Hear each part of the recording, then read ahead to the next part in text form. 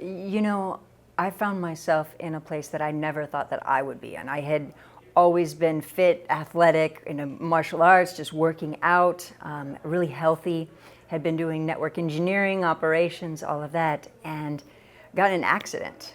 And in that moment, my whole life changed. And so I started going, one doctor after another on a lot of medications, running test after test, and I got this whole long list of ailments, anything from CRPS, complex regional pain syndrome, to nerve lesions, to spondylosis, sciatica, and just a whole long list. And I ended up going from one hospital and one doctor or one specialist to another, and at the end of each appointment, they say, there's nothing else we can do for you. And so I'm on all of these medications and forms of morphine and anti-inflammatories and everything, lidoderm, and just all of these medications, trying to be able to manage this pain. And I was in so much pain that there was a lot of times I didn't want to move. I didn't want to breathe. It hurt so bad. And so I was praying for anything, just something. And so, I was getting nerve ablations, infusions, every possible form of treatment. And looking for research in other countries, looking for in Israel or Mexico or just anything. And so eventually what came up is it was like all of a sudden I got I thought I got invited to a research study, right? And I thought, oh my God, this is going to be it. This is my chance to get better. It's what I had always dreamed of, that something would come up that would be invented and then I would get my life back. Because at this point I was in so much pain on medications, spending my days in bed, using a wheelchair, walker, cane to get around. I mean, it was a mess. And so I was, it was like my dreams were coming true. And so I went into the hospital and they wheeled my wheelchair in and got me all set up. And so I'm laying there in this hospital bed and they're monitoring my vitals. And then the research doctor, he comes in and he looks at me and he says, I've just re-reviewed your chart and we don't expect you to get better. You can't be part of the study. And in that moment, everything that I felt like every hope that I had just sank, And so I was just, it was hard. So when I left, I was a mess. I remember laying there in my bed and I didn't even want to open my eyes. I mean, what was the point? It was everything, there was nothing to get better. And it was I didn't feel like life was really, what was I going to do? I didn't have a quality of life. It was in pain all the time. It was frustrating. And as I'm laying there and I don't even want to open my eyes, this thought came into my mind, Brandy, what about the placebo? Because the entire time up before the research study, I was thinking, okay, please don't get the placebo. Please don't get the placebo. I want the real thing, and I was just hoping. And so that when that thought came in, I was like, what about the placebo? And the idea of me figuring out how to make the placebo work was wasn't really logical, but for me it was a moment of hope. It was this moment where there was a possibility, where before that moment of possibility there was nothing. And because I had been trying not only everything from the medical community, I had been trying diets and supplements and reflexology and acupuncture, every single thing that I could find, and nothing had worked. And so, I literally ate every type of diet. I fasted for 12 days at a time, which I had already dropped down to about 93 pounds. And so I didn't want to lose any more weight, but I was, anything to heal. And so when I started researching the mind, it truly became life-changing, which was something that I had never expected.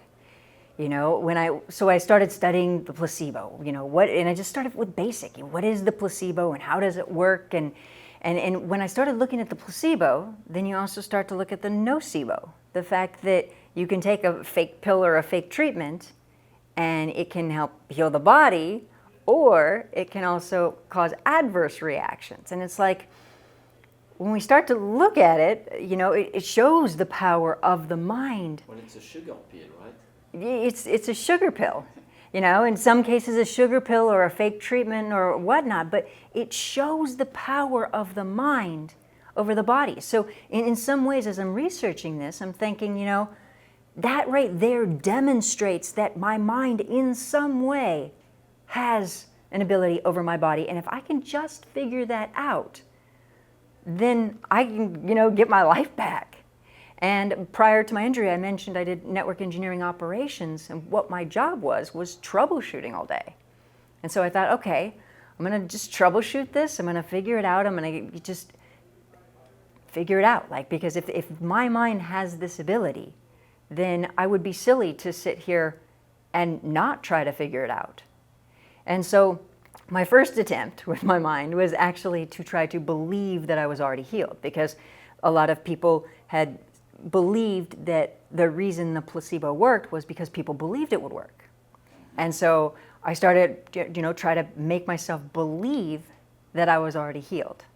Understand the concept that the mind, the power of the mind over the body. Understand the concept of placebo, but the problem is, what do they do with that information? It's commonly thought that the reason that the placebo works is because people believe it's going to work. And so I started trying to make myself believe I was already healed, and doing it with full intention, you know, really telling myself I was already healed over and over and over. And that didn't work. And I have to say, it made me feel like I was going a little crazy, you know, because I wanted to get better so bad that I was really doing everything I could to believe that I was healed. And I felt like there was a part of me that really believed it, and there was a part of me that was really in a lot of pain. And so it didn't work. And further, you know, recent research has actually shown that even open label placebos work. And an open label placebo is where people know that it's a placebo and they can work. And so that didn't work, but it led me down this journey of going, wait a second. You know, I started looking at research going, what, more than 80% of amputees still experience pain? You know, they can experience phantom pain, or people with multiple personality disorder, or DID, can have different types of ailments or pain when they're in different personalities. And I'm going, wait a second here. Wait a sec. Why is this not expanded upon? Why are we not using the mind? If we know that the mind has this type of influence and ability over the body, why is it not anywhere? You know, especially, you know, looking at our world and seeing that there's so much stress and all of that. And you go, wait, if the mind has this ability, then I need to really figure out how to be able to use it. And so just one level of research led to another. I started looking at just spontaneous remission and everything. Like, the more I looked, the more I found. And eventually I came across this study that was at Oak Ridge, which is basically an energy, energy research center. And I also started looking, you know, at how pain works in the body, because I wanted to be able to just at least get out of some pain. And so I, you know, started smiling to help increase endorphins, because I was like, okay, these are the body's natural painkiller. I want to, you know, start bringing in some endorphins. And I also started looking at, you know, how does pain show up in the body? Because really, pain is all in the mind when we think about it. You know, if you have an injury or you get cut or something like that, the first thing that happens is the nociceptor actually takes aware of it, which is basically a sensory cell, and it sends it to the spinal thalamic pathway, which sends it up to the thalamus in the brain. Okay, then from there, the thalamus sends it to the sensory area of the brain. So when we look at it, it's the somatosensory cortex, so a part of the brain that relates to senses, basically. Now, what's interesting is in the somatosensory cortex, there are different body parts in different locations. So in other words, to relate pain to the leg is in a different location than the face or the arm. Okay, so I thought it was fascinating that, you know, from the nociceptor up to the ascending pathway to the thalamus to the sensory is how this is going. So what happens is pain is all in the mind eventually. I mean, the way we know of pain or feel pain happens in the mind. Now, something else came to me as I was looking at this is when we stop and look at emotions, they kind of do the same thing. I mean, if we look at somebody being embarrassed, it affects a certain part of the body. Somebody might blush. Okay, compared to an anxiety attack, where somebody's feeling a lot of anxiety, they have racing heart, shortness of breath. Okay, or we look at sexual feelings, create a sexual response in the body. Or we've heard before somebody getting stressed out, it increases their blood pressure. Or maybe somebody feeling like they've got a lot of stress and they have like a lump in their throat, or a lot of fear, a pit in their stomach. And so when we start looking at all of the emotions and realizing that they affect a different part of the body also. And that led me to really exploring emotions and looking at it and going, how much can emotions really affect the physical body? So one of the things that I began to think about when I looked at how pain registered in the mind is that, we also have the descending pathway, which helps to try to inhibit pain. So it'll try to block the pain signal between the nociceptor and the spinal thalamic pathway. So it uses serotonin and noradrenaline to try to basically inhibit the messages, to stop the messaging signal from going up. And so when my focus had been trying to get the pain to stop, that was one thing. And so that was something that I took into account, but I also looked at it and said, I want the pain to do more than just stop. I want my body to heal. And so I was researching, when we really look at the body, we're atoms and molecules. You look at the cells are made of atoms and molecules. And that's when I looked up and I found research from Oak Ridge that basically more than 98% of the atoms in the body were shown to be replaced in a year. Okay? Now I came across this research, and as I did, I was like, well, wait a second here. I've been injured for how many years? Now, if 98% of my atoms in my body have already been replaced, then why is my body recreating a problem? And so when I started to look at it from that frame of reference, it actually gave me even more hope. I was like, okay, well, why is my body recreating it that way? And the crazy thing is we've known this, I think it was since the 1950s, and for whatever reason, in the last few years, that research was taken down. But to me, looking at that gave me this awareness that says, okay, well, how do I get my body to recreate itself different? And that's when I began to look at biophotons, okay? And that's when I began to look at biophotons. Now, biophotons were discovered in 1941 by Alexander Gurvich. And what they are is basically every living organism gives off photons of basically light photons. So biophotons have been very under-researched, but when we start to look at what we do know, or the research that has been done on them, it shows that they're able to communicate, these photons can help cells communicate. And when we start to look at that awareness that biophotons can help cells communicate, not only what message are they giving, but if we think about it, when we break things down below atoms and molecules and we're starting to look at photons, and what's brilliant is this. So if every cell is got these biophotons, and you start to look at the awareness that our minds can actually help influence photons, you start to open up a whole new world of possibility.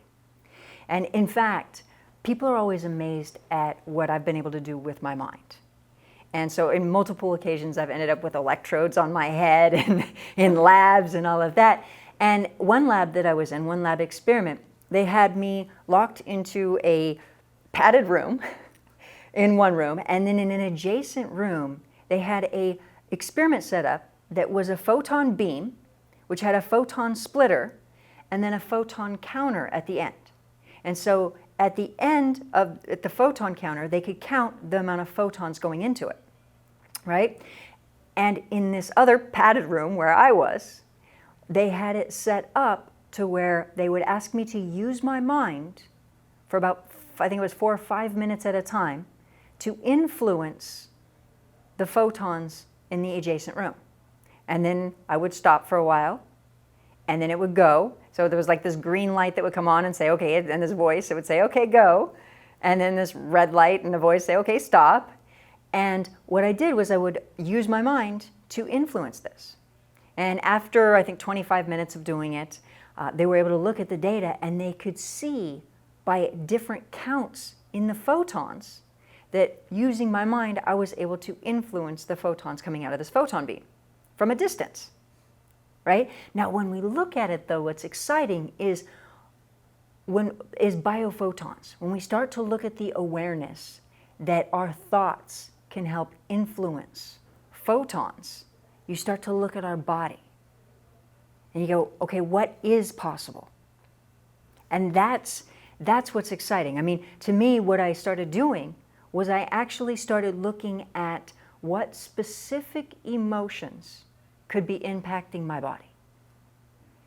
And so I guess the easiest way to describe it is we've heard before that, you know, if somebody has a brain injury, or a stroke or whatnot, it can paralyze different parts of the body or speech. It can impair parts of the body. So I started looking at it and going, okay, well, we know that emotions can be stored in the subconscious mind. And we also know that emotions have the ability to affect the body, you know, even to detrimental levels, as we talked about, you know, scared to death or bored to death or widowhood effect and all of these things, failure to thrive, or even on a regular basis in our day-to-day life. And so when I started looking at the fact that emotions can affect the body, we know that, and that emotions can store in the subconscious mind, we know that, I started looking at them and saying, okay, what emotions are stored up in my mind, in my subconscious mind, that are affecting the energy of my body?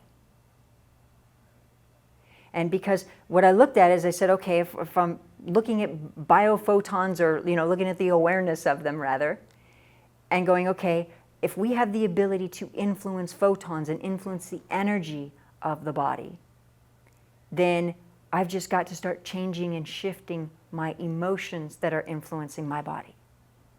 You know, how do I shift those?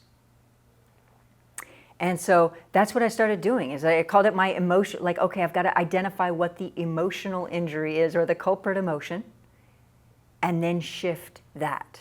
Now, the thing is that a lot of people have emotions that are consistent. So we have neural pathways, and when we start to look at the brain, we have, 100 billion neurons. You know, some people would say 100 billion, some people, research also has shown 86 billion. Either way, it's a lot. Okay? And so what happens is that these neurons, to communicate, to connect, to send signals back and forth, they create what we call neural pathways. So science has, you know, shown that there's neural pathways that are created, which an easy way to explain it would be to say, if you wanted to go from your house to your sister's house or brother's house or friend's house, there's a certain path you're going to take to get there. Now, if it's the very first time, let's say you live in open country and it's the first time you take that path, then you're creating a new path. But if you start creating it and going that same exact route every day, it starts to broaden the path. And so basically what happens is the habits, our behaviors, any thoughts, emotions that we have on a consistent basis, they start to build our neural pathways, you know. So these connections, these paths, instead of being a little path, it now becomes a freeway. And so our brain gets used to going that way. But our brain is always changing. Science has shown that through neuroplasticity, that whatever we're experiencing in our day or we're feeling, that it's continuously shaping our mind. And so what I started to look at in my own case was, okay, what specific emotions and emotional patterns do I have going on subconsciously or consciously even, that could be impacting my body? And then I started to look at those and say, okay, now how do I shift those? And that's what changed everything.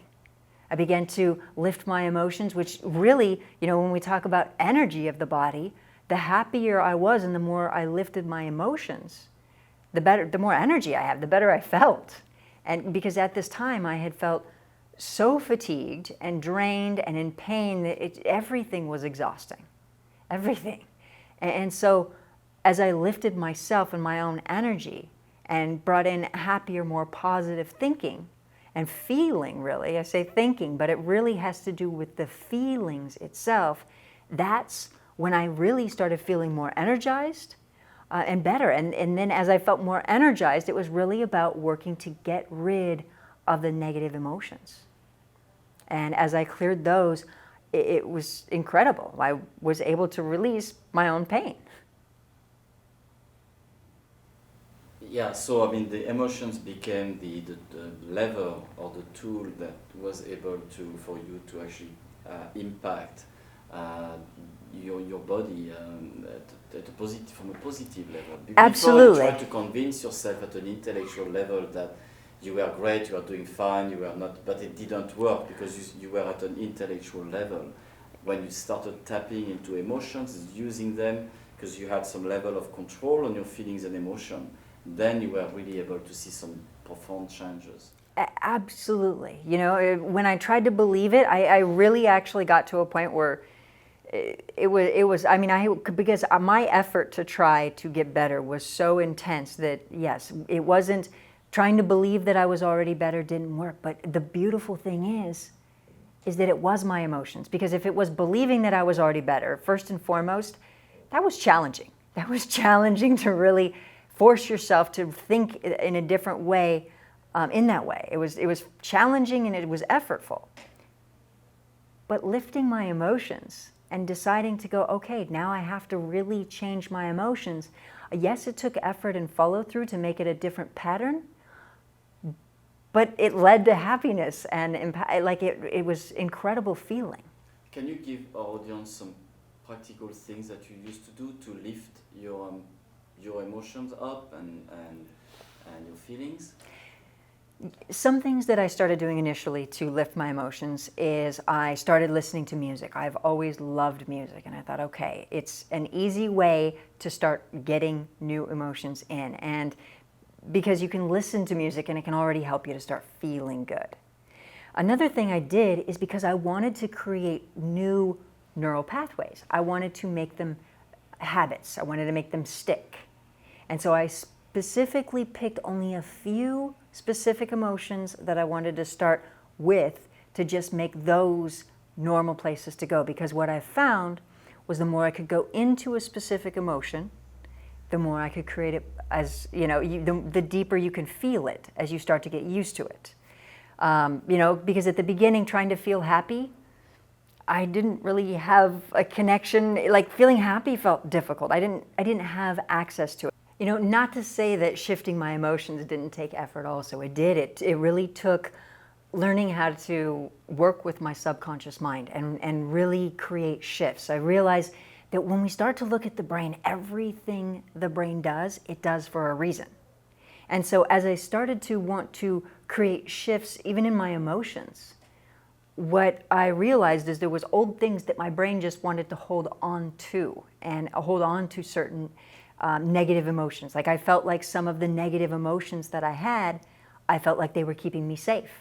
What if it happened again? What if something bad happened? And so my brain did not want to let some of those go. And so what it really took was a deeper level of understanding on how to use my subconscious mind and what made my subconscious mind tick when it came to emotions, basically. But as I did, and as I started really working with my emotions, it became life-changing. I mean, I thought, prior to my injury, I thought that I was happy.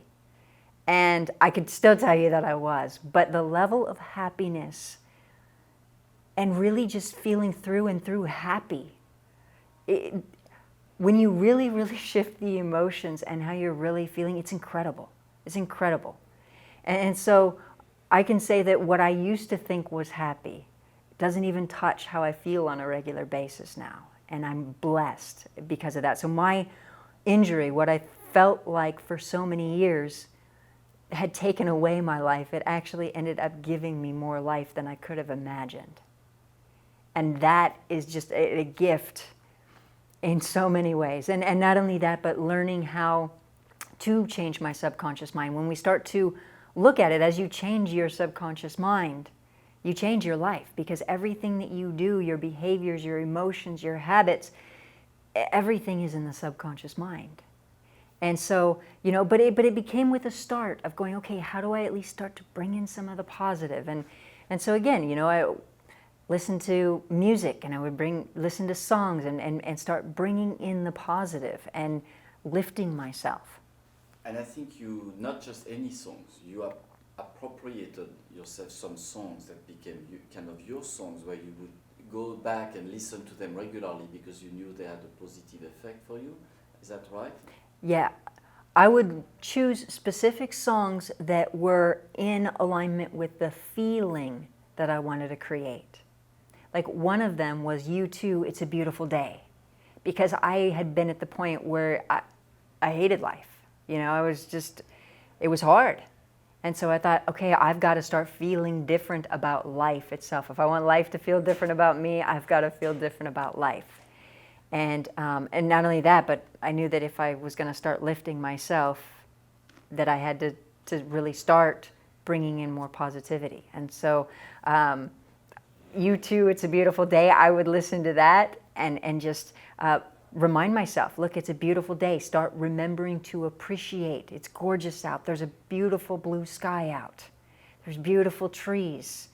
There is all of this beauty to life. And I need to start bringing that in to feel it. And Walking on Sunshine by Katrina and the Waves, that was another one. You listen to that song and it just makes you feel like upbeat. So it was like, and obviously, walking on sunshine, because I was like, okay, I'm gonna be walking on sunshine. It's gonna feel good. I'm gonna, and so it just brought in this happy feeling. And so it was really about programming it in. And part of the reason that I love songs also is because they're a short segment, a 4 or 5 minute song, short, repetition, get it in and start bringing in that feeling, and so that was the building part of it. And there was several different things I did to actually bring in the positive emotions, but also looking at getting rid of the negative, because what I found is the more you bring in the positive, the more you can let go of the negative, but then the more you let go of the negative, the more it leaves room to bring in the positive. So it's really about understanding the subconscious mind to efficiently and effectively be able to do both. Of course, Walking on Sunshine, it helps if you live in California to believe that song. If you live in Seattle or Vancouver, it's a bit more difficult. Yes, if you live in Seattle or Vancouver and you listen to Walking on Sunshine, you got to get one of those special lamps for the sun, those. You could sing the song from a Fred Astaire movie, The Rain, Singing in the Rain. Here you go. Singing in the there you go. If you live in the Northwest, then you're just singing in the rain. Exactly. So, but I was going to say, you had an amazing journey and a unique journey. Not everybody can mirror your journey, obviously, even with the best of intention. And this is where I'd like you to give some advice to our audience. In some cases, people need a facilitator. It could be you. I'm just saying somebody like you. Yes, and I wouldn't want anybody to mirror my journey. Really, I'd want them to do it even better and faster. And because my journey was a journey of figuring out and research and discovery of what was next. And I mean, my injury was several years. I think, even to my last cane was more than 5 years. And then it took me time beyond that to recover. So there was 7, 8 years involved in recovery. And so I think that when you start to really learn the process, you don't have to take that long. You start to learn how to use your mind. And so to me, it's like going, okay, understanding, it was a journey of discovery, of figuring out, and one thing led to the next step, and it took a long time to figure it all out. So I wouldn't want people to match my journey. I'd actually want them to learn from what I learned and learn from my mistakes and be able to take that and do it better in their own life. So how can you help people who are in a journey of trying to recover from their pain? What advice can you give them? How can you help them through their own journey? Could you give us some How can I help them? examples of what you do? Yes, absolutely. Okay. So what I do to help people to start to use their own mind, one of the things that I love to do is I'll work with somebody and I will, if they're experiencing physical pain, I show them how to release it using their own mind in minutes. And whatever's going on with their body, if they have other ailments, all of that, it helps them to really see the power of their own mind, where they can go, they're having shoulder pain or something like that. And so I'll ask them, I'll say, what's your level of pain? And they'll be like, it's about an 8. I'm like, okay. And so I start to coach them on how to use their mind. And I say, okay, now I want you to bring in this feeling and let go of this. And so I work with them on coaching them. And I say, okay, what's your level of pain now? And they go, it's about a 3. I say, okay, great. You did that. That was your mind. Let's keep going. And so I'll coach them a little bit more. And I say, okay, what's your level of pain now? And they go, oh my God, it's gone. And I'm like, yes, and you did that. That's what you did. And so when I work with people one-on-one, that's what I'll do, is I'll show them how to make all kinds of shifts in their body, not just pain, all types of things. It's really incredible what the mind is capable of. Or I work with people and I set up group coaching to where they have video set where I actually show them how to use their mind, and so they can go through a step-by-step process to start implementing each step for their self and understanding their energy for their own self, of their body, of starting to understand their emotions and their mind. To be honest with you, when I was going through my injury, I was so out of touch with all of my emotions. If you had asked me if any of that old stuff bothered me, I would have said, of course not. It doesn't bother me. Like, that's old, that's in the past, I don't care. Yeah, but my subconscious mind still did. My nervous system still did, because the memory was still there. And so that's what, in the video set, you learn how to connect with your mind and use your subconscious mind, how to understand and identify specific emotions that are affecting the body, and how to start shifting your energy, how to release old energy. A lot of the programs and the mind techniques that I tried that were traditional mind techniques didn't work for actually releasing the energy. A lot of them, they're trying to program information on top. That didn't work for me. Okay? And so programming information on top, or changing different information, and it's about really releasing not only the emotion, but the energy that's with it. And so that's what I have people do. They'll go through the video set, or they'll do the video set and I'll do group coaching with them where, after they're going through the video set and they're learning it, then we all get on a group call and they're able to ask questions. And so I'll work with a group of people and it's wonderful because everybody just starts to really connect with everybody, and it's really sweet. But I'll show people how to really understand it and take examples. So usually when I'm on the group calls, I'll take a volunteer who has pain and I'll show them how to release it using their own mind. And then everybody's always like, oh my God, I can't believe that just happened. And so that's another way that I do it as well.